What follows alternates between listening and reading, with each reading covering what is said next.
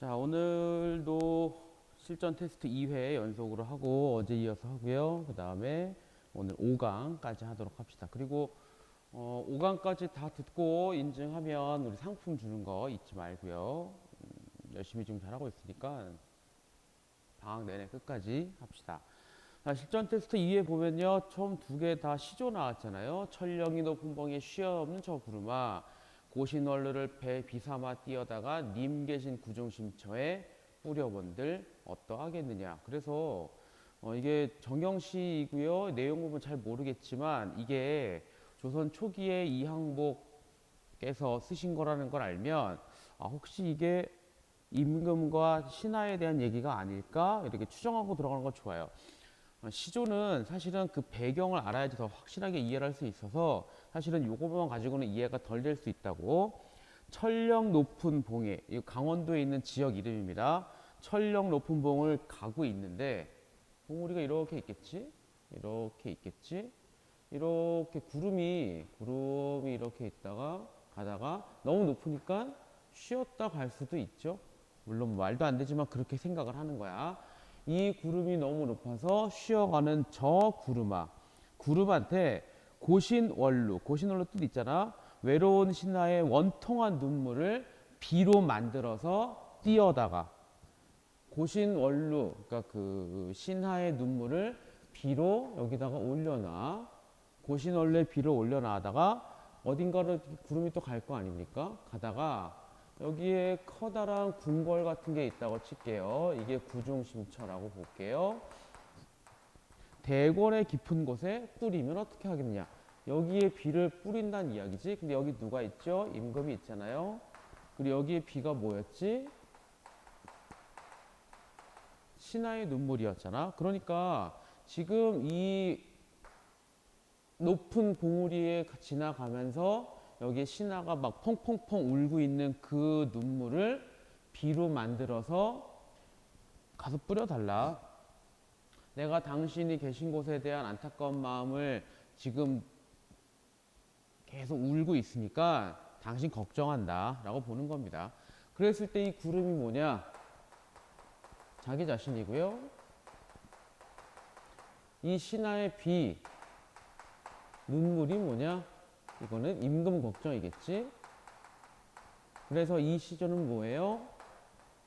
우국충정이라고 말할 수가 있죠. 그래 그런 시야. 왼쪽에 뭐라고 나와 있습니까? 유배를 당한 작자가 귀양을 가면서 지은 것으로. 그래 유배를 가면서 이 천령을 지나가고 있을 거야. 지나가는데 자기 자신이 천령을 지나가면서 잠깐 쉬어가는 거를 구름도 쉬어간다고 말을 하는 거고요. 여기서 흘리는 나의 눈물을 임금한테 가서 알려줬으면 좋겠다. 나는 당신 걱정하고 있습니다. 그러니까 밑에 3번 같은 경우 보면 화자가 나라를 걱정하는 마음 표현되어 있다. 맞죠? 그 다음에 유배가고 있는 거니까 울고 있으니까 부정적으로 지금 현실을 바라본다. 괜찮죠?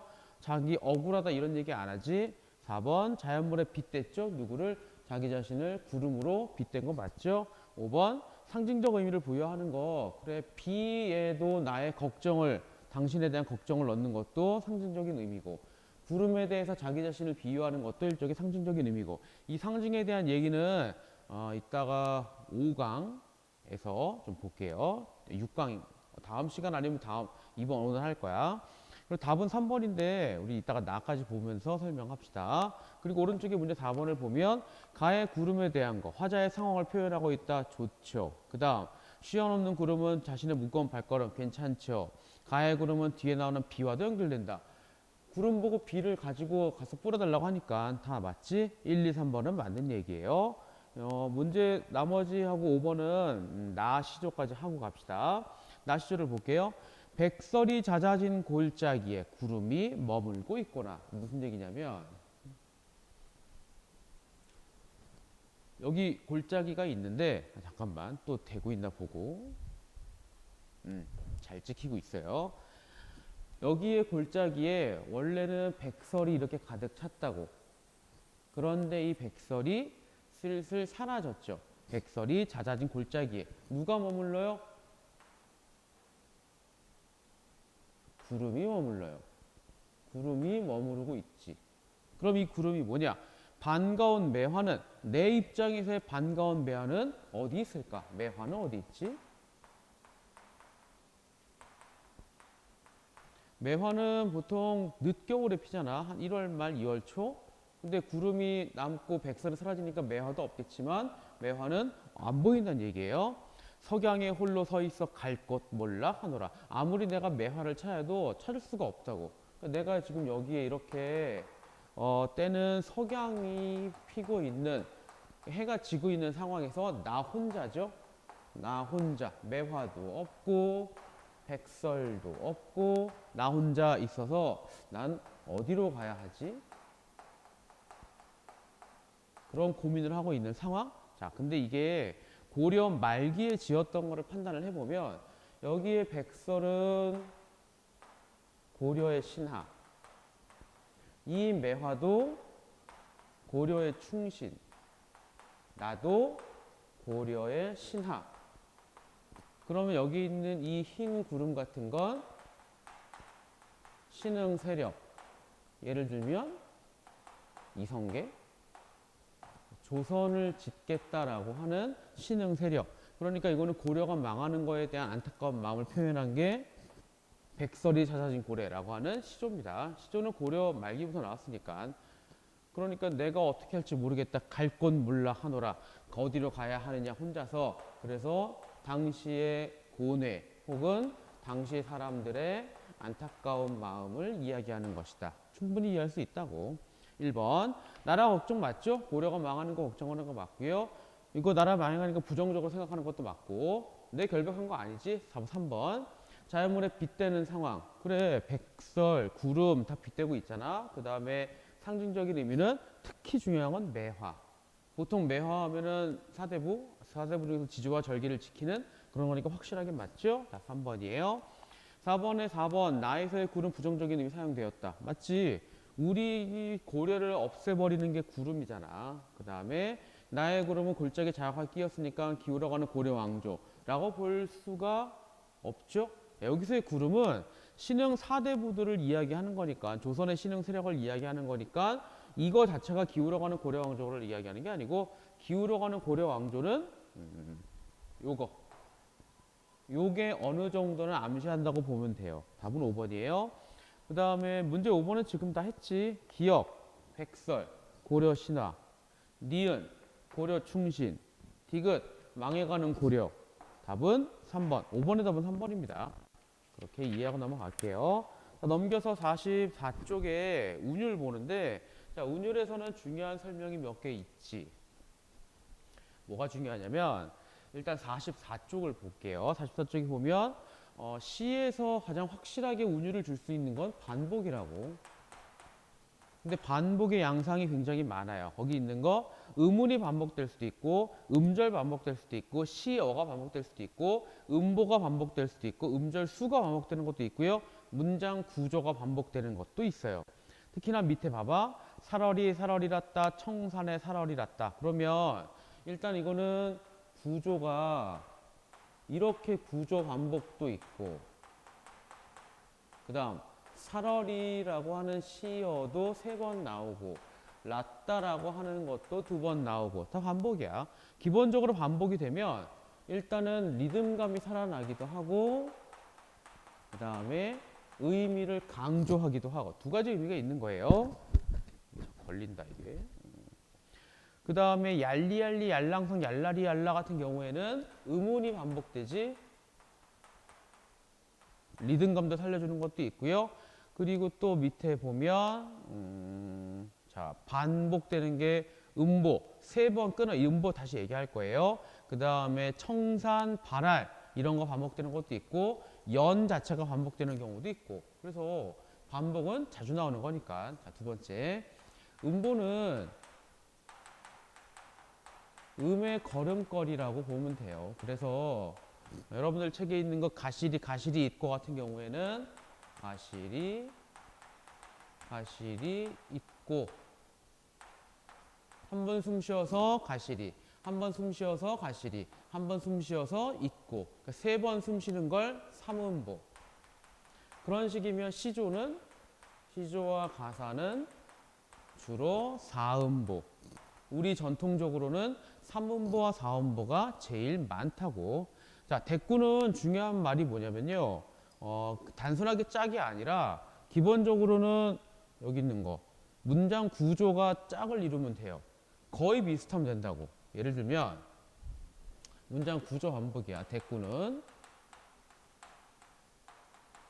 짝을 이뤄야 돼. 집에 간다.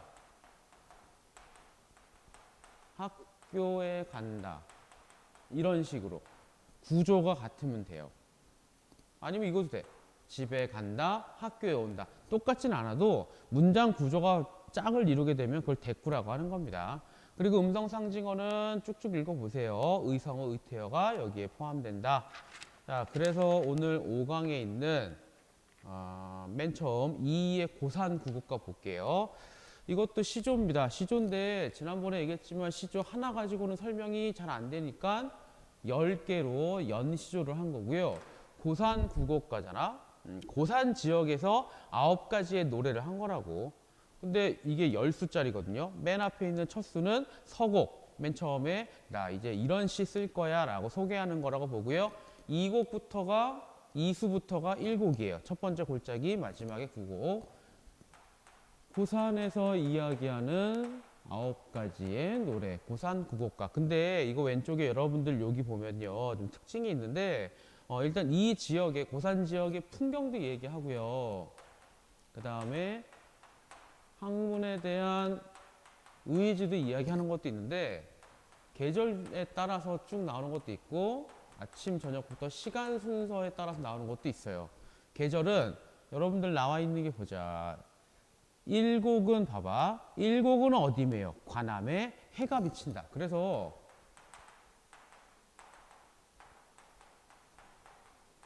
이수가 아침이라고 나오고요. 그 다음에 2수봐, 3수봐. 2곡은 어디매요? 화암에 춘만이라다. 계절 봄 나왔지? 자, 3수는 봄이야. 자, 이런 식으로 따졌을 때 3곡 봐요. 3곡은 어디매요? 취병에 잎이 퍼졌다. 절벽에 잎이 많이 피었다. 그러니까 여름은 4수입니다. 근데 여러분들 책에는 다 없지만 책에 없는데 이게 쭉쭉 가다 보면요. 2, 3, 8수랑 10수랑 여기가 7곡, 9곡 여기는 3곡, 2곡 여기가 가을, 여기는 겨울. 그 다음에 아침, 점심 이렇게 가는 것도요. 낮 5곡이 낮이고 저녁은 4곡과 6곡이고 한밤중이 10곡이 보자. 아니 8 그래서 보면 1년의 흐름에 따라서 고산 지역 이야기하는 거고 아침부터 저녁까지 한밤중까지 고산 지역의 경치를 이야기하고 이거 이야기하면서 이것도 자연스럽게 이야기하고 고산 구곡가는 그런 내용이라고 보면 돼요. 1곡은 어디매요? 관암에 해가 비친다. 관암 이거 공간적인 배경일 수 있죠. 평무에 풀이 우거진 들판에 안개가 거치니 원근 가깝고 먼 것이 다 그림과 같이 아름답구나. 손간에 녹준을 놓고 녹준은 술잔이에요. 소나무 사이에서 술을 놓고서 친구가 오는 것처럼 보고 있더라. 어디를? 아침이 오는 걸 보고 있는 겁니다. 그러니까 완전 풍경이야. 이 곡은 어디매요? 화암의 춘만이로다. 화암은 꽃바위입니다. 꽃바위. 바위인데 꽃으로 된 바위 아니면 꽃처럼 생긴 바위. 춘만 커다. 봄이 가득 찼구나. 벽파에 푸른 물결이요. 막 물결 칠 거 아니냐? 뭐 시냇물 같은 거겠죠?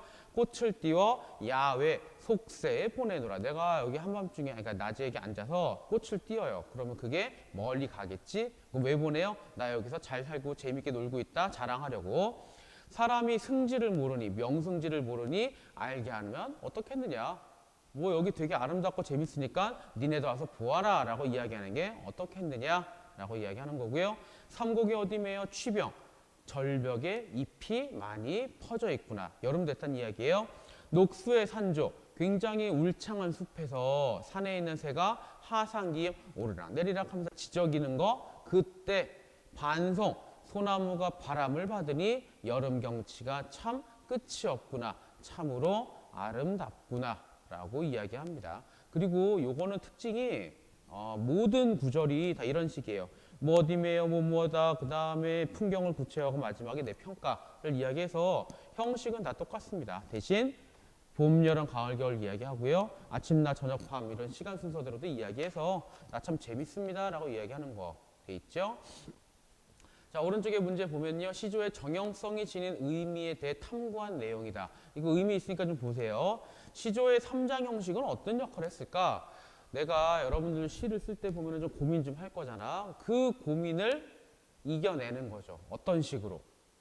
형식은 정해져 있어. 뭐만? 그럼 뭐 하면 돼? 내용만 채우면 돼요. 그러면 내가 만약에 시조로 대화를 한다. 충분히 가능하다고. 왜? 내용만 머릿속에 넣으면 돼요. 예를 들면 5글자 대화 같은 거 있잖아요. 너 지금 뭐 해?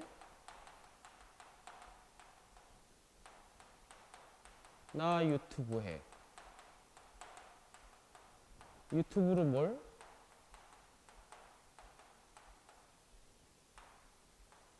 국어 인강을. 이런 식으로.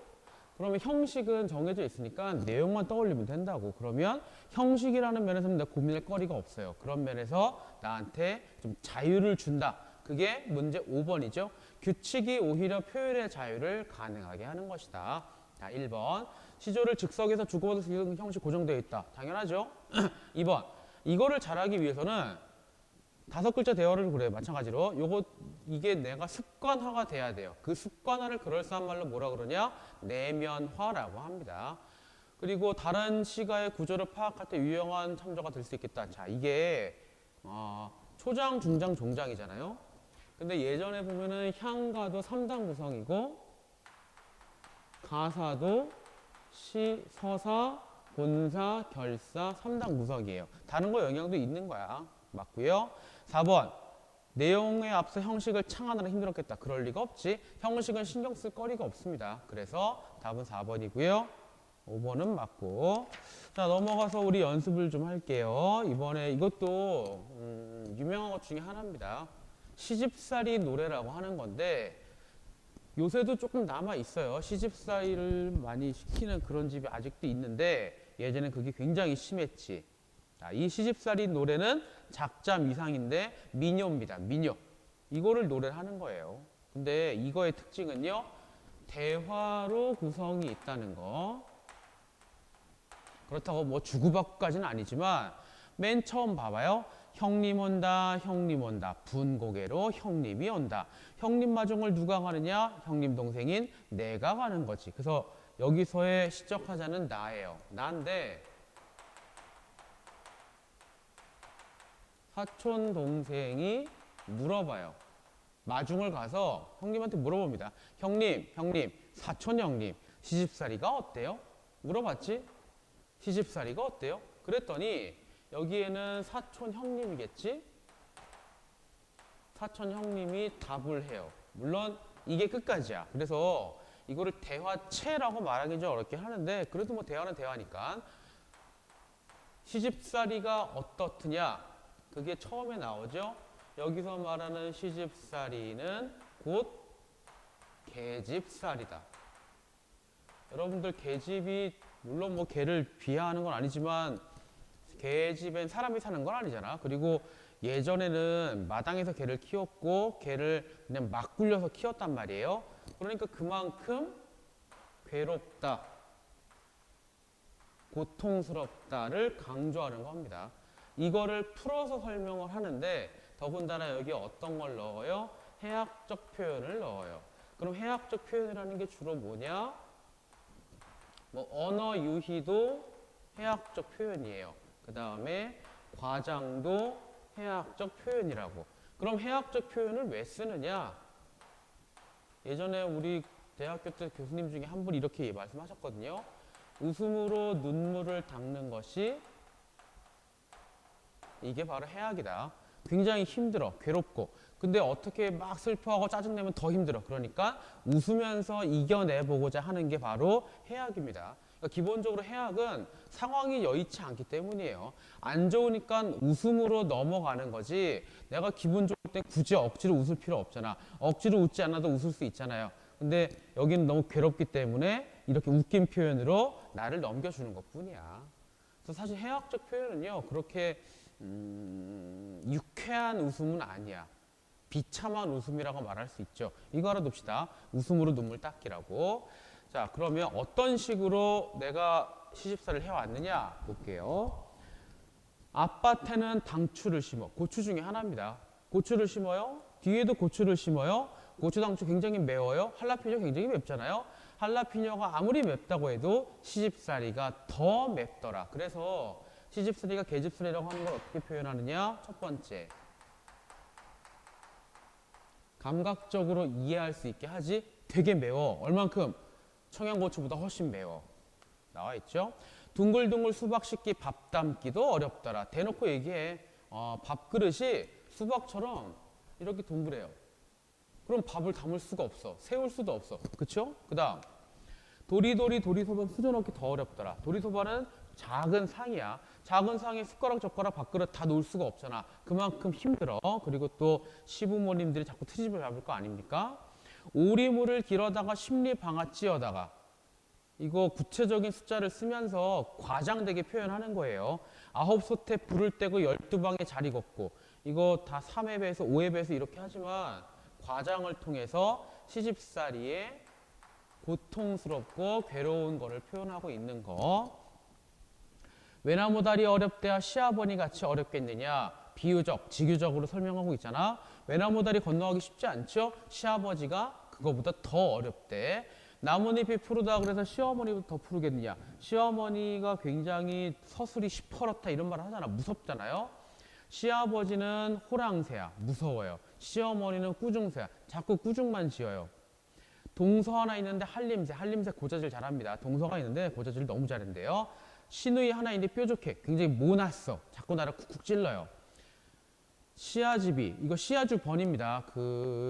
나의 남편의 형 같은 걸 얘기하는 건데, 무뚝뚝하고 투명해요. 남편은 미련해. 자식은 자꾸 울기만 해. 나 하나만 썩어가는 새이더라. 새로 비유적 표현하고 있죠. 그래서 구체적인 비유적인 표현을 써가면서 나 지금 너무 힘들어요를 자꾸 얘기하는 거고요. 귀먹어 3년, 눈 어두워 3년, 말 못해 3년, 석 3년, 9년 동안 부당하게 귀먹은 척, 내 귀 없는 거 들어도 말도 못해요. 그 다음에 못 본 척 해야 되고 말도 못 해야 되고, 그렇게 석 3년을 살고 났더니 아마 결혼한 지 9년쯤 된 것 같아. 결혼 전에 백꽃같이 아름다웠던 요로한 나의 얼굴. 어제 얘기했는데, 어제 이내는 이렇게 띄고 이러한 나이라고 하라 그랬지. 요네도 요로한 나의입니다. 백꽃 같던 내 얼굴, 호박꽃처럼 굉장히 못생겨졌다. 3단 같던 내 머리, 아름답던 내 머리, 비사리춤. 이거 빗자루 생각하면 돼. 빗자루 거기 이렇게 삐죽삐죽 나온 거 있지? 그렇게 머리털도 이상해졌다. 그렇게 보면 되고요. 백옥 같던 내 손길이 오리발이 다 되었다. 그래서 다 마찬가지야. 결혼 전에 힘들었고, 지금 결혼 전에 괜찮았는데 지금은 다 망했다. 열쇠 무명 반물치마 눈물 씻기 다 젖었다. 그래.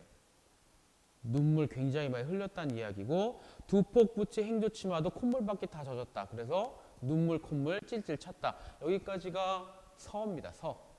요거 얘기하는데 지금까지는 요것만 얘기하는 거예요. 너무 힘들어, 살기 힘들어. 근데 이렇게만 끝나면 되지 않고 해결을 해야죠. 해결을 해야지. 몇 번 나오긴 했지만 완벽하게 해결은 안 됐잖아요. 어떻게 해결해요? 울었던가 말았던가 베갯머리가 소를 잃었다. 내가 너무 많이 울어서 베개가 연못을 잃었대요. 그 연못 베개가 이렇게 베개라고 칠게요. 베개가 하도 눈물 흘리니까 여기가 다 연못이 됐대요. 너무 운 거야. 과장입니다. 그렇게 했더니 이제 뭐 한대요? 그것도 연못이라고 거위 한 쌍. 그냥 거위라고 쳐. 그 다음 오리 한 쌍.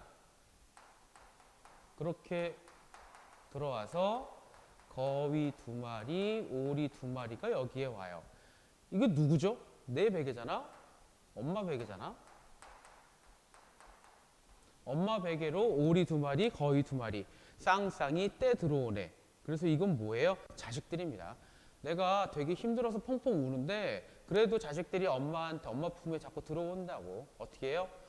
자식들 보고 참는 거예요. 어떻게? 그래서 내 고통스러운 삶을 체념하고 고통스러운 시집살이에 대해서 순응하는 것이다. 자식들은 죄가 없죠. 그러니까 자식들이 자꾸 엄마 보고 싶어, 엄마 폭 안기니까 그걸로 참는 것밖에 없겠구나 라고 이야기하는 게 마지막. 그래서 해결은 아니고 이겨낼 수는 있겠지. 뭘 보고요? 자식들 가지고.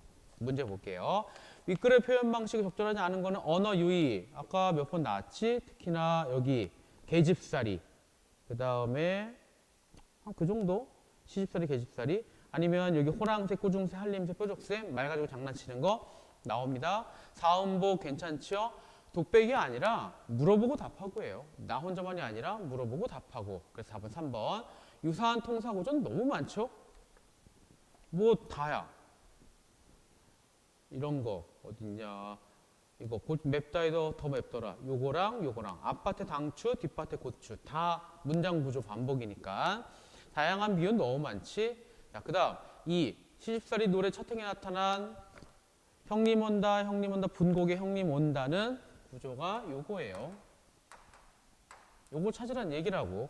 근데 1번에 노새는 젊어서 노새까지 끝났다면 이것도 맞지만 뒤에 칭칭이도 고만 하까지 나오니까 아니고요.